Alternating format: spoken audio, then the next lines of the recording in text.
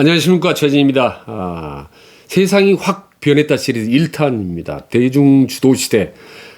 대중들이 일사불란하게 움직이면서 이 세상을 주도하는 시대. 맞습니다. 과거에는 정치인들이 대중에게 나를 따르라 라고 외쳤다면 지금 반대로 대중들이 정치인들이 나를 따르라 라고 외치는 대중주도 시대가 확실하게 도래했다는 겁니다. 그래서 대중들의 심리를 제대로 간파하지 않으면 낭패를 볼 수 있는 시대가 왔고, 내년 3월 대선도 역시 마찬가지일 거라고 봅니다.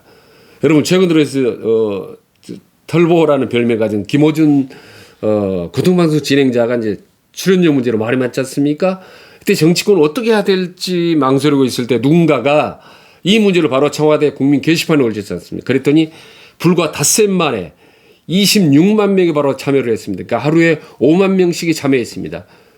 여러분, 청와대 어떤 게시판에 2, 3일 만에 2, 30만 명이 참여하는 나라는 말이죠. 저는 이 지구상에 대한민국밖에 없다고 봅니다.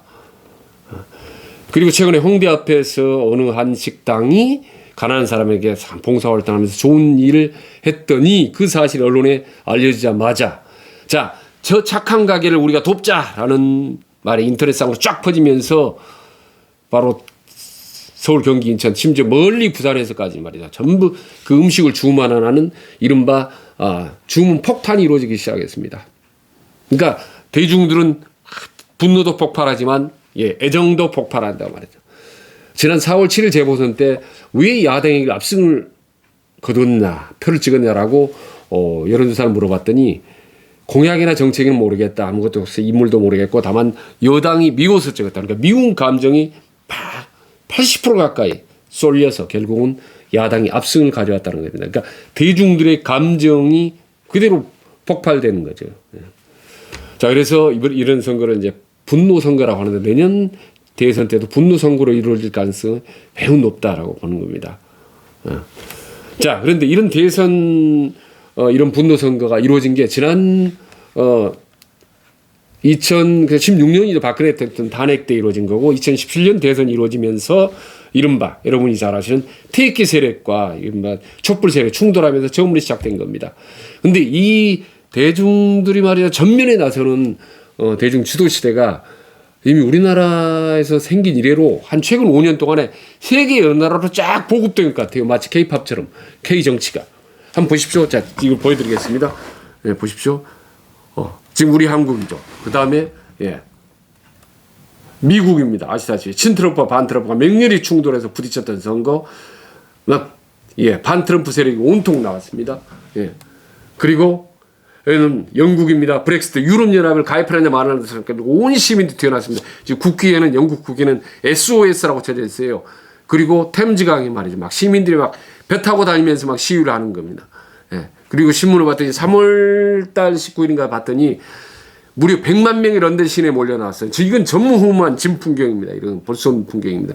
프랑스에서 2016년에 마크롱 대통령이 기름값을 올렸더니 모든 시민들이 흘렸습니다. 노란 조끼를 입고. 그래서 노란 조끼 시위대.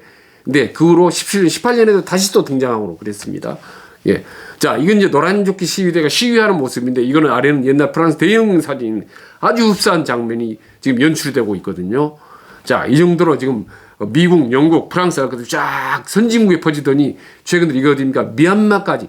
저는 단순한 민주화 시위가 아니라고 보는 겁니다. 저는 이게 대중들이 주도하겠다라는 이른바 대중 주도 시대를 열려고 하는 엄청난 과도기, 진통기라고 저는 보는 겁니다.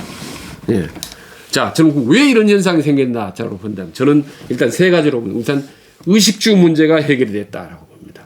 먹고 사는 문제 해결됐기 때문에 이제는 세상 문제에 적극적으로 관심을 갖겠다라는 자의식 확대 현상이고, 두 번째는 SNS가 아주 확 발달하면서 대중들의 어떤 연결고리, 네트워킹이 연결이 됐다는 거. 세 번째, 정치 불신이 극대화됐다는 겁니다. 자, 그럼 우리나라는 어떻게 해야 되느냐, 이게 앞으로. 근데 민주당은 이게 대중주도 시대를 너무나 잘 활용해서 탈이고, 국민의힘은 너무 잘 활용하지 못해서 탈이다. 무슨 말이에요? 민주당은요, 과거에 7, 80년대 민주화 운동을 하면서 주류 586 운동권 출신들이 대중들을 접촉할 수 있는 훈련을 가졌다.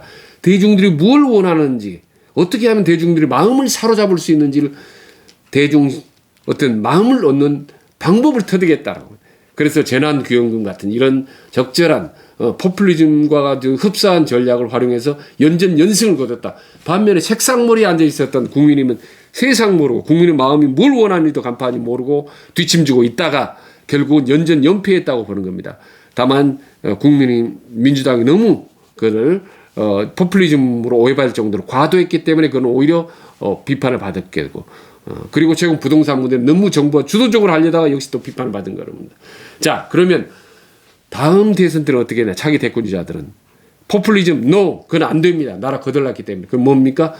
그러나 국민들의 마음을 원하는 대중의 마음을 뭘 원하는지 간파해서 그걸 부응하는 것 뉴 포퓰리즘이라고 봅니다.